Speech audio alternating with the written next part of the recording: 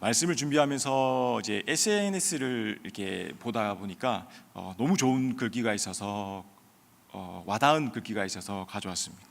하나님이 주신 것이 아닌 7가지에 대해서 이렇게 너무 상세하게 잘 설명을 해두어서 가져왔습니다. 첫 번째로 거짓말을 해야 한다면 하나님이 주신 것이 아닙니다.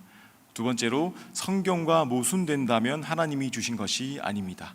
세 번째로 숨겨야 한다면 하나님이 주신 것이 아닙니다.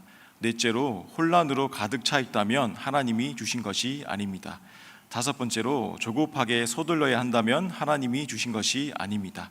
여섯 번째로 하나님과 멀어지고 있다면 하나님이 주신 것이 아닙니다. 일곱 번째로 죄와 타협하게 만드는 것은 하나님이 주신 것이 아닙니다.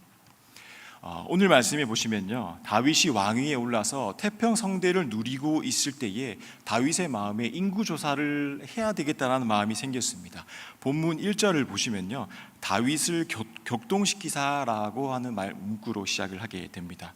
이제 싸워야 할 전투가 다 끝나고 나니까 그동안의 업적을 한번 돌아보고 싶었던 것입니다. 이때 그래, 모든 것이 하나님의 은혜다라고 생각하면은 은혜로 감사로 끝나겠지만, 이게 나의 욕심이 드러나기 시작을 한다면 이제 죄악이 시작이 되는 거예요. 사단이 내 마음속에서 설치게 되는 겁니다. 언뜻 보면은 이 구절은 하나님께서 다윗의 마음에 악을 넣으셨나라고 생각을 하실 수도 있지만, 똑같은 이제 구절 역대상 21장 1절에 보시면요, 사탄이 일어나 이스라엘을 대적하고 다윗을 충동하여 이스라엘을 계수하게 하니라라고 말씀하십니다. 즉 다윗의 마음이 완악하게 되었다라고 볼 수가 있습니다. 하나님은 우리를 연단하시는 분이시지 절대 시험하시는 분이 아니라는 것입니다. 연단의 목적은 우리를 강하게 하고 잘되게 하지만 시험의 목적은 우리를 넘어뜨리게 하는 데에 목적이 있다라는 것입니다. 그래서 사단이 우리를 시험하여서 넘어뜨리려고 합니다. 다윗도 동일하게요, 인구조사를 하게 되었는데 하나님의 테스트가 아닌 사탄의 유혹이었던 것입니다. 그러면은 완악하게 되었다라는 이 말의 의미가 무엇일까요? 간단히 말씀드리면 하나님이 더 이상 나의 마음을 주장하지 않으신다라는 뜻이 됩니다. 다윗의 마음에 이제는 하나님을 의지할 필요가 없다라고 생각을 했던 그 완악한 마음이 들어가 있었다라는 것입니다.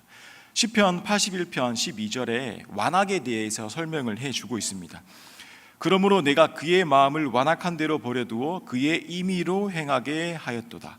완악이란 뜻은 나의 생각, 나의 계획, 내 뜻대로 내 삶을 살아가겠다라고 선전포고하는 것과 똑같습니다.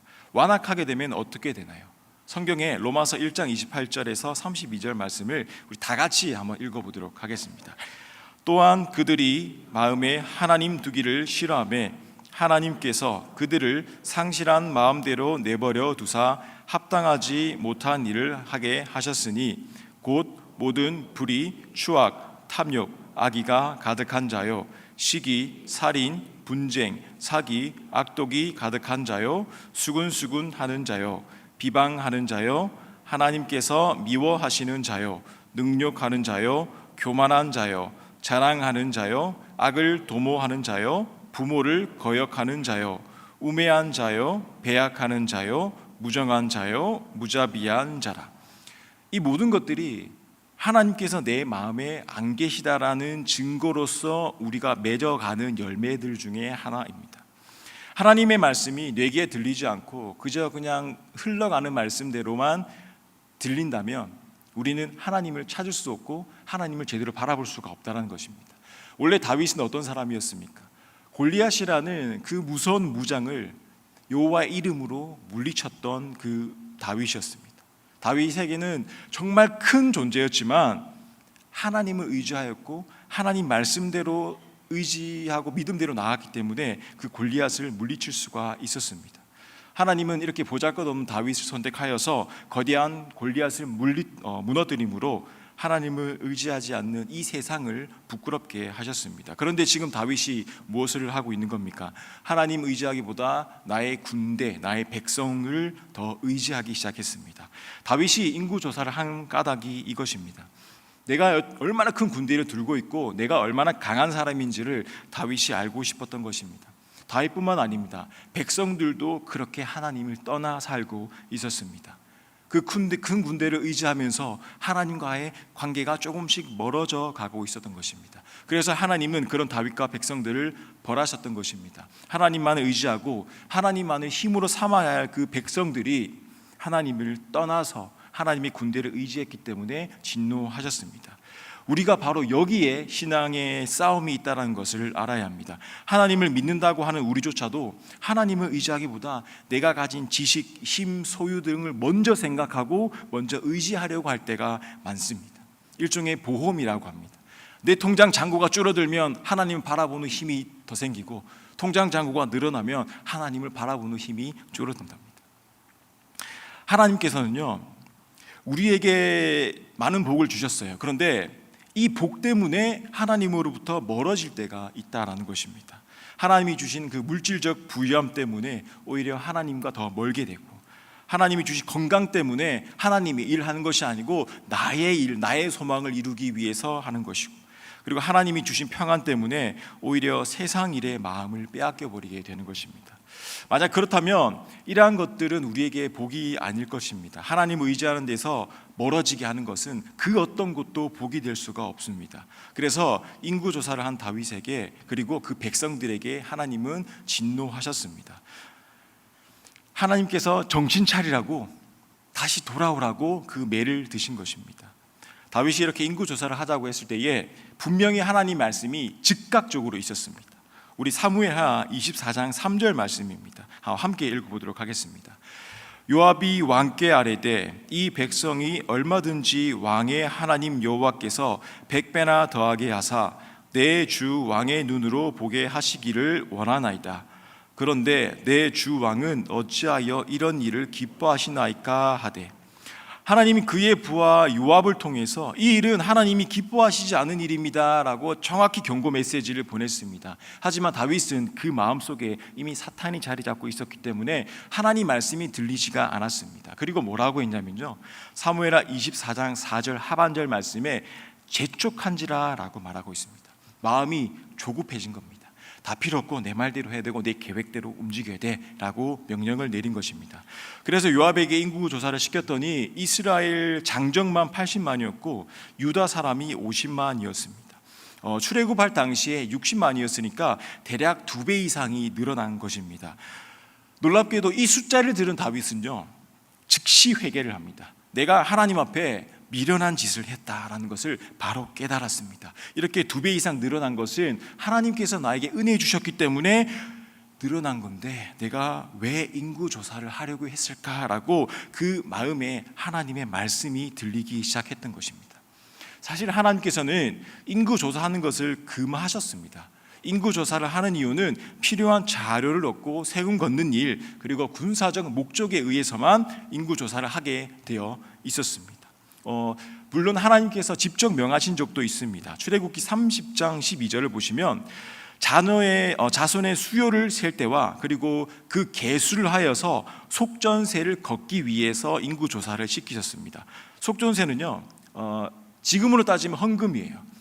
하나님을 믿는 백성들이 하나님의 성전에 내는 세금인데 지금으로 치면 헌금이에요. 바로 하나님께서 이 예배를 유지하기 위해서, 예배를 받으시기 위해서 이 인구조사를 시키신 것입니다. 그런데 다윗은요, 아주 동기가 불순한 것이었습니다. 내 힘을 확인하려고 했던 것입니다. 성도님 여러분, 지금까지 살아온 것이 내 능력이었다고 생각하면 이런 결과가 찾아오게 되어 있습니다.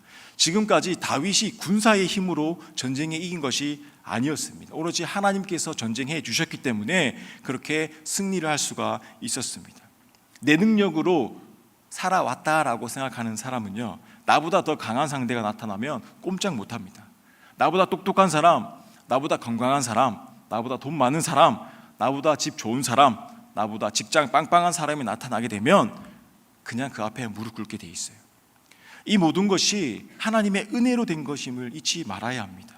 다윗은 놀랍게도요, 인구조사가 끝나 돌아온 그 요압을 보고 그 즉시 자책하고 하나님께 범죄했다고 회개를 하였습니다.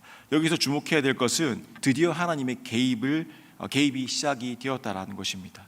하나님의 세밀한 섭리가 시작된 것입니다. 그 완악한 마음에 다시 하나님을 찾으니까 하나님께서 바로 찾아오신 것입니다. 이렇듯 하나님이 없이는요, 우리가 깨달을 수도 없고 하나님을 찾을 수도 없고 하나님을 바라볼 수도 없다라는 것입니다. 성령님께서 깨닫게 하신 은혜가 있어야 우리가 이 시간 기도도 드리고 예배도 드리고 찬양도 드릴 수 있다라는 것입니다. 여기서 다윗의 놀라운 신앙 성숙이 나옵니다. 예전에 그 다윗이 잘못을 했습니다. 우리아의 아내 밧세바를 취하여서 그 남편을 전장에 보내어 죽게 하고 밧세바를 아내로 만들었습니다. 이후에 나단 선지자가 와서 다윗을 꾸짖었을 때에 회개하는 모습을 볼 수가 있었는데, 오늘 말씀은 선지자가 와서 누가 와서 얘기해 주지 않았습니다. 내가 스스로 그 죄악을 깨닫고 회개를 한 것입니다. 분명 어느 정도 시간이 지나면서 신앙의 성숙이 이루어졌다라고 볼 수가 있어요. 우리의 신앙도 이와 같아야 합니다. 어린 신앙으로 늘 머물러 있다면 그 하나님께서 주신 그 큰 섭리 가운데 우리가 들어갈 수가 없는 것입니다. 이렇게 후에 갓 선지자를 보내서 죄에 대한 결과를 물으시게 됩니다. 여기서 무서운 점이 뭐냐면, 하나님께서 죄를 내리실 때는 죄의 대가가 아니라는 거예요. 죄의 결과입니다. 조금 어려울 수 있는데, 죄의 대가를 내린다라고 하면 대가는 내가 지불하지 않아도 됩니다 라는 전제가 깔립니다. 하지만 결과는 무조건 따라오게 돼 있는 거예요. 그래서 다윗에게 세 가지 징벌 가운데 하나를 택하라고 하셨습니다. 첫째는 7년 동안 땅에 기근이 찾아오는 것, 두 번째는 석 달 동안 원수에게 쫓겨 도망하는 것, 셋째는 사흘 동안 전염병이 내린 것, 이 세 가지 중에 하나를 택하라고 하셨습니다. 이 세 가지 재앙은 모두 다윗이 자신의 힘이나 군대로 어떻게 할 수 없는 것들이었습니다. 하나님께서 너가 그 군대를 자랑하고 그 군대 수를 세웠느냐? 그러면 그 군대로 한번 해보라는 것입니다. 이 죄의 결과값을 너가 한번 책임져고 너가 그렇게 바라는 그 군사대로 한번 군사를 가지고 해보라는 것입니다. 오늘 읽은 말씀을 보시면 다윗은 여호와의 손에 빠지고 내가 사람 손에 빠지기를 원치 아니한다고 했습니다. 왜냐하면 하나님은 긍휼이 크시기 때문입니다. 7년 동안 기근이 찾아오면 나라가 망하게 돼 있어요. 그리고 자연현상은 절대 봐주지가 않습니다. 가뭄이 오거나 태풍이 오거나 조금만 지나치게 오면은 그 나라가 엉망이 되고 맙니다.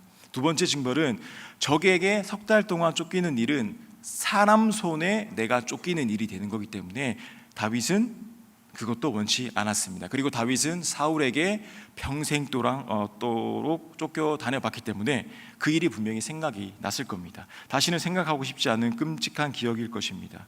그런데 그 순간에도 하나님께서 함께 해주셨습니다. 왜냐하면 그 당시 다윗은 죄를 지어서 도망다니는 게 아니었기 때문입니다. 하지만 지금은 죄의 결과로 쫓겨다닌다면 하나님의 은혜가 없을 거라고 분명히 생각을 했습니다. 세 번째 징벌은 3일 동안 전염병입니다. 전염병은 하나님께서 직접 때리시는 일입니다. 그래서 사람의 손에 맡기는 것보다 하나님 손에 맡기는 것이 더 낫겠다라고 분명히 생각을 한 것입니다. 부모가 자녀에게 매를 드는 경우가 있습니다. 부모가 자녀를 사랑의 매로 교육시킬 때는 자녀가 울면서 잘못했습니다, 다시는 안 그럴게요 라고 하면 어떻게 하나요? 필요 없고 10대 맞을 거 다 맞아야 돼 라고 하는 것이 아니라 안아주면서 다음부터 그렇게 하면 안 돼 라고 다독여 주는 게 바로 부모의 마음입니다. 다윗은 이 아버지의 마음을 알고 있었기 때문에 하나님께서 전염병을 내리시기를 원했던 것입니다. 그래서 단에서 부엘세바까지 백성의 수가 7만 명이 죽었다고 했는데, 단에서 부엘세바까지라는 말의 뜻은 우리나라로 치면 한라에서 백두까지라는 뜻입니다. 전국적 그 나라가 전체가 다 전염병에 들어갔다라는 것입니다. 하나님께서 말씀하시는 거예요. 너가 의지하던 그 백성의 수 7만 명이 죽었는데 내가 너에게 은혜 베풀지 않으면 3일 한 번에 죽는 숫자가 7만 명이다 라고 깨닫게 하신 것입니다. 그러면 그 7만 명은 누구의 잘못으로 죽었습니까? 다윗의 잘못으로 백성들이 죽었습니다. 그러면 백성들은, 아무 죄 없는 백성들은 억울하지 않습니까? 라고 질문을 할 수가 있는데, 하나님은 죄 없는 백성들을 결코 그냥 멸하시지 않으십니다. 오늘 말씀 앞에 1절을 보시면요, 여호와께서 다시 이스라엘을 향하여 진노하사 그들을 치시려고 다윗을 격동시키사라고 말씀을 하십니다.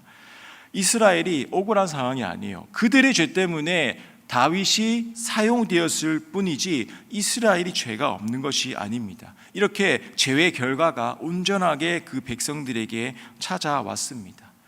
그렇게 다윗은 교만한 마음으로 인구조사를 하였고 나의 군사를 의지하기 위해서 인구조사를 하였지만 하나님께서는 그것을 기쁘게 여기지 않으셨다는 것입니다. 여기서 우리가 고난의 시기를 보내면서 우리 믿음의 사람들은 어떻게 고난을 이겨야 할까를 깨닫고자 합니다.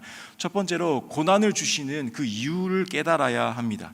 우리 기독교인들에게 있어서 고난은 터널과 같은 것입니다. 터널은 언뜻 보기에는 그냥 동굴과 같은 비슷한 느낌이 들지만 실질적으로 들어가다 보면은 터널은 끝내 출구가 있어요. 하지만 동굴 같은 경우는 출구가 없는 그냥 캄캄한 어둠 속입니다. 터널은 지나다닐 때 재미가 없어요. 경치도 없고 뭔가 구경할 만한 것도 없습니다. 그런데 여러분, 왜 도로에 터널을 만드나요? 간단합니다. 지름길입니다. 이 터널을 지나가면 돌아서 갈 거를 한 번에 갈 수 있는 지름길이기 때문에 터널을 만듭니다. 하나님도 우리 인생에 터널을 주셨습니다. 이 터널, 고난이라는 그 터널은 우리가 그것만 뚫고 지나간다면 하나님이 원하시는 그 목적에 빨리 이룰 수가 있는 것입니다. 그리고 두 번째로, 고난은 나의 그릇을 크게 만드는 도구 중에 하나입니다. 나의 인격을 훈련시키고 그 믿음을 더하게 하셔서 이 고난을 이기고 위대한 사람으로 하나님께서 만들기 위해서 고난을 주시는 겁니다. 고난은 피해가는 것이 아니라 우리가 이겨내야 합니다. 고난 때문에 넘어지는 것이 아니라 고난 때문에 강하게 되는 것입니다. 믿음의 사람은 무엇 때문에 시험 들었다고 말하지 않습니다. 내가 이것 때문에 강하게 되었다라고 고백을 하게 되어 있습니다. 성경에 나오는 모든 인물들이요, 단 한 명도 빠짐없이 불구덩이 속에 들어갔어요. 하나님이 주시는 그 고난 속에 들어갔습니다. 그 터널을 지나가면 반드시 끝이 나고 그 기독교의 핵심인 그 소망이 무엇인지 우리가 깨닫게 되는 것입니다. 믿음의 사람은 죽음 앞에서도 부활의 소망을 갖습니다. 우리 기독교는 부활의 소망입니다. 그 부활의 소망을 날마다 가지고 살아가는 우리 성도님들 되시기를 소망합니다. 그리고 고난, 고통 이 앞에 두려워하지 않는 백성이 되었으면 좋겠습니다. 고난이 다가오면 그냥 좌절하는 것이 아니라 하나님 왜 이거 저에게 주셨나요? 얼마나 큰 축복 주시려고 이 고난 주셨나요? 라고 우리가 믿음의 고백을 해야 합니다. 그리고 세 번째로, 고난을 바라보는 자세가 중요합니다. 하나님께서는 환난이 없다고 말씀하시지 않았습니다. 우리에게 환난 중에 기도하라고 하셨고, 환난 중에 내가 너를 건지고 영화롭게 한다라고 하셨고, 그리고 환난은 연단을 낳고 연단은 소망을 이루는 줄 압니다라고 하셨습니다. 고난 중에 고난만 바라보면 그 문제 해결되지 않습니다. 고난 다음에 나에게 올 그 소망을 바라보셔야 합니다. 고난 다음에 주실 은혜와 그 축복을 바라보아야 한다는 것입니다. 우리 믿음의 사람은 고난 때문에 말하는 것이 아니라 고난 덕분에라고 말씀을 고백을 할 수가 있어야 합니다. 대신에 믿음이 약한 사람은 분명 고난 때문에 시험이 듭니다. 사랑하는 성도 여러분, 혹시 가정으로, 환경으로, 직장으로, 사업으로 혹시나 고난 받으십니까? 감사기도 하시기 바랍니다. 인생을 살아오면서 전 36살인데요 정말 많은 고난이 있었습니다. 나중에 말씀드리겠습니다. 그런데 그 고난 하나님께 감사드리며 지나왔어요. 짧게 말씀드리자면 저는 10년 동안 무너져가는 주택에 살았어요. 그런데 밤마다 기도했어요. 하나님, 이곳에 살지만 겨울에 춥고 여름에 덥고 하지만 이곳에서 잘 수 있으면 감사를 드립니다. 다른 것 다 괜찮습니다. 이곳에 저의 복음 자리를 주셔서 감사합니다라고 10년 동안 기도를 하였어요. 그리고 아파트로 이사했어요. 너무 좋았어요. 하나님께서 그 고난 가운데 나의 기도를 분명히 들으신다라는 것입니다. 수많은 고난 가운데 우리 인생이 찾아옵니다. 그때마다 우리 주님 붙들고 하나님 바라보며 이기시는 성도님들 되시기를 소망합니다. 다윗이 고난이 올 때요 죄를 회개했습니다. 본문 17절에 보시면요, 다윗이 백성을 치는 천사를 보고 곧 여호와께 아뢰어 이르되 나는 범죄하였고 악을 행하였거니와 이 양무리는 무엇을 행하였나이까? 청하건대 주의 손으로 나와 내 아버지의 집을 치소서 하니라. 이것이 백성을 사랑하는 다윗의 마음이었습니다. 내 죄라는 것입니다. 차라리 내 가족을 쳐 주십시오라고 간청을 한 것입니다. 얼마나 귀한 왕입니까? 그러면 백성들이 나의 죄입니다, 제가 대신 받겠습니다 라고 고백하면 좋은데 그렇지를 못했어요. 늘 남 탓하는 사람들이 되면 안 됩니다. 백성들은요, 이 고난이 올 때 남 탓을 하기 시작을 했어요. 남 탓을 하면 그 마음에 평화가 없습니다. 진정한 화평이 없습니다. 마음의 평화를 누리고 싶으시다면, 하나님 제 마음에 들어오게 하고 싶으시다면 남을 지적하는 일을 멈춰야 합니다. 입만 열면 불평하는 사람들이 있어요. 근데 그런 사람들을 가만히 보면 원래 그런 사람들이 아니에요. 어느 순간 갑자기 그렇게 되었어요. 사탄이 틈탄 거예요. 가정에서도 서로 지적하면 그 가정의 평화는 끝나고 하나님의 복이 사라집니다. 직장에서도 서로 지적하면 그 직장은 불행한 직장이 되는 것입니다. 부정적인 말을 끝내야 하나님의 나라, 즉 천국이 우리 가정, 나의 삶에 찾아오시는 것입니다.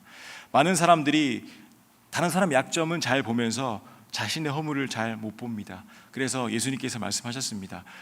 다른 사람의 눈은 티끌을 잘 보면서 내 눈에 들보는 보지 못한다고 그렇게 우리에게 경고의 말씀을 하신 것입니다. 오늘 우리는 지금 민족의 고난 그리고 세계의 고난 앞에 있습니다. 이 앞에 과연 내 죄 때문이다라고 고백하는 성도님들이 몇 분이 계실까요? 내가 민족을 위해서, 가정을 위해서, 나라를 위해서, 이 세계를 위해서 기도하지 못해서 하나님 지금 이 세상이 힘들고 고통스럽습니다라고 기도하는 백성들이 얼마나 될까요? 다윗의 기도가요, 하나님의 마음을 울렸던 것은 자신의 죄를 고백하고 저는 하나님 앞에 아무것도 아닙니다라는 것을 고백할 때에 하나님께서 귀하게 생각해 주셨습니다. 그래서 하나님은 그 마음을 돌이켜서 그 죄, 그 전염병을 그치라고 말씀을 해 주셨습니다. 하나님의 은혜를 입는 비결이 여기 있습니다. 모두가 내 죄입니다라고 엎드릴 때에 하나님은 그 긍휼을 베풀어 주신 줄로 믿으시기 바랍니다. 그리고 다윗은 예배를 드렸습니다. 선지자 갓을 통하여서 제단을 쌓으라고 하신 것은 하나님께서 용서하시겠다라는 것입니다. 오늘날 이 예배를 드릴 수 있는 이곳에 내가 예배를 드린다라는 것은 하나님께서 긍휼을 베풀어 주고 계시다라는 것입니다. 신대원에서 이제 이런 얘기가 많이 들렸습니다. 교회에서 정말 예배할 수 없는 때가 온다. 코로나는 잠시 우리가 잠시 겪었던 정말의 그 교회에서 예배를 드릴 수 없던 그 시대를 지금 잠시 너희가 체험해 본 것이다. 그때 믿음을 지켰던 자들, 그리고 정말 교회에 나와서 예배 드릴 수 없는 그때에 우리가 어떻게 반응을 해야 하는지에 대해서 미리 체험한 것이다 라고 은연중에 말씀을 하셨어요. 그 말을 듣는데 어느 정도 동의가 되었습니다. 지금 우리가 이 예배를 드리는 것 하나님의 은총이 분명히 있는 자리이기 때문에 이 자리를 사수하셔야 되는 것입니다. 그렇게 다윗은 하나님께 예배를 드렸습니다. 예배를 드리고 그 재앙을 그쳐 주셨습니다. 사무엘하 24장 22절을 다 같이 한번 읽어보겠습니다. 아라우나가 다윗에게 아뢰되 원하건대 내 주 왕은 좋게 여기시는 대로 취하여 드리소서. 번제에 대하여는 소가 있고 뗄 나무에 대하여는 마당질하는 도구와 소의 멍에가 있나이다. 아라우나, 그 타작마당의 주인입니다. 다윗에게 이야기를 했습니다. 우리 집에 번제할 소도 있습니다. 나무도 있습니다. 그리고 소의 멍에도 있습니다. 여기 있는 거 다 사용하시고 편하게 예배를 드리세요라고 다윗에게 이야기를 했습니다. 우리는 오늘날의 예배를 한번 생각해 보셔야 합니다.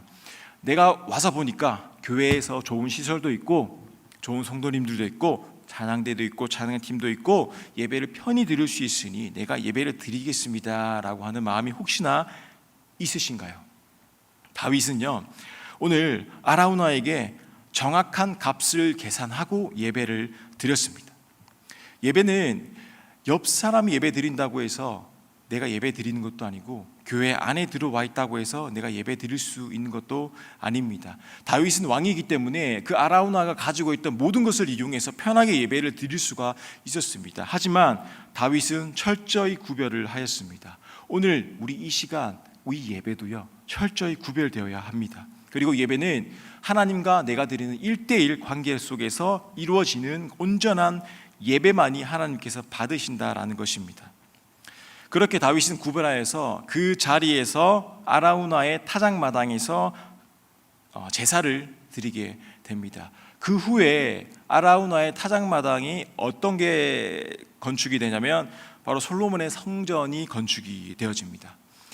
내가 고통 중에 있을 때에 기도했던 그곳, 내가 고난 가운데 나를 괴롭게 했던 그 일들이 훗날 하나님의 영광이 되는 일이 될 줄을 믿습니다. 사무엘서에 등장하는 이 두 왕, 사울과 다윗이 있었는데 이 두 왕은 모두 죄를 지었습니다. 둘 다 하나님께서 원하시는 이상적인 왕은 아니었습니다. 왜냐하면 하나님께서 원하시는 이상적인 나라는 하나님께서 통치하는 나라이기 때문에 진정한 왕은 사울도 다윗도 아니고 하나님밖에 없습니다. 그럼에도 불구하고 사무엘서는 다윗이 진정한 왕이라고 말합니다. 물론 다윗에게 부족함이 많았지만 하나님이 다윗을 선택하셨습니다. 우리가 다윗처럼 하나님 찬양하고 감사하고 살아가기 위해서 해야 할 것들이 있습니다. 그것은 나를 향한 하나님의 은혜에 감사하는 일이며 나에게 주신 그 고난을 감사함으로 동참하는 것입니다. 그리고 하나님이 나의 진정한 왕이고 주인이심을 고백할 수가 있어야 합니다. 우리는 고난을 받아야 은혜 받습니다. 삶이 평안하면 은혜를 모르고 살아가는 것입니다. 물고기가 물속에 있을 때는 내가 물속에 있구나라고 단 한 번도 생각하지 않습니다. 내가 물속에 나오는 그 순간부터 내가 물속에 있었구나를 깨닫게 되는 거예요. 우리가 지금 하나님 은혜 속에 있을 때는 하나님의 은혜를 깨달을 수 없어요. 너무 연약한 인간이기 때문에. 그런데 나에게 고난이 닥쳐오면 내가 지금까지 하나님의 은혜로 살았구나라는 것을 깨닫게 되는 것입니다. 은혜 받은 사람은 얼굴빛이 달라집니다. 그리고 은혜 받은 사람은 이 말씀을 귀로만 듣는 것이 아니라 그 마음으로 듣게 됩니다.